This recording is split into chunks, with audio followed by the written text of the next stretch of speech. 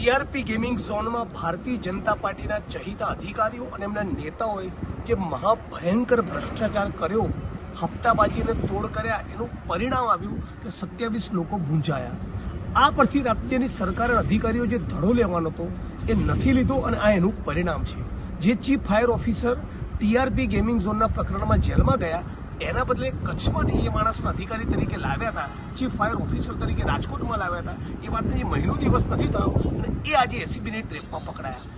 આ જ ભારતીય જનતા પાર્ટીની સરકાર અને ગુજરાતના મોટા અધિકારીઓનું વાસ્તવિક ચરિત્ર છે અને એટલા માટે જ આ ભ્રષ્ટાચારના પાપનો ગળો ફૂટે અને પીડિતોને ન્યાય મળે એટલા માટે મેં ગુજરાત ન્યાયયાત્રા લઈને નીકળ્યા છે। જો કે એ પણ કહેવા માંગુ છું કે એસીબીના અધિકારીઓ જેમણે ટ્રેપ કરી, ચીફ ફાયર ઓફિસરને પકડ્યા, એ અધિકારીઓ પણ પાછા દૂધના થયેલો હતા નથી કે એસીબીની ટ્રેપ કરવી ક્યાં નહીં કરવી અને ક્યાં ગૃહ વિભાગમાંથી ફોન આવે તો છોડી દેવો, એનું પણ ગણિત કામ કરતું હોય છે। એ પણ ગુજરાતની જનતા સમક્ષ આ વિડીયોના માધ્યમથી કહેવા માંગુ છું।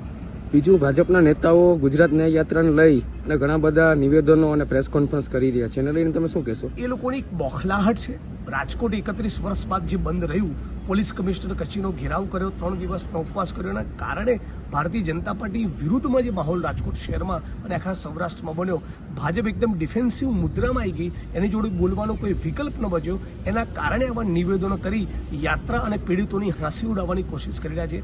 બાકી પીડિતોની માગણી જે છે તમે સંતોષી લો, અમારી યાત્રા કરવાની જરૂર જ નહીં રહે। સીબીઆઈ કે નોન કરપ્ટ અધિકારીઓને તપાસ સોંપો, ફાસ્ટ ટ્રેક કોર્ટમાં કેસ ચાલવા દો અને 1.5-2 કરોડનું વળતર આપો। આ કરવું નથી અને પીડિતો જે નીકળ્યા છે, પીડિતોની મશ્કરીને મજાક કરે છે। ભારતીય જનતા પાર્ટીના લોકો જરા લાજો। સાંજ સમાચાર ફેસબુક પેજને લાઇક કરો, વિડીયો શેર કરો અને વધુ વિગતવાર સમાચાર માટે sanssamachar.net વિઝિટ કરો।